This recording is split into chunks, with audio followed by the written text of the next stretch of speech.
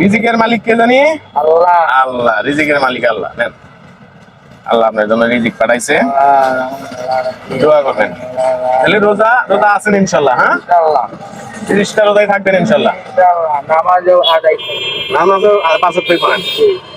দেখেন, আমরা বিলাসিতা করে খেয়ে দেয়ে অনেকে আছি 5 ওয়াক্ত নামাজ পড়ি না। আর এরকম রাস্তার পাশে থাকে, সে কিন্তু বাড়িতেও যায় না, রাস্তার পাশে থেকে খেয়ে না খেয়েও কিন্তু রোজা থাকে। আর এমন অবস্থায় সে কিন্তু 5 ওয়াক্ত নামাজ পড়তেছে। আল্লাহর এটাই নিয়মত।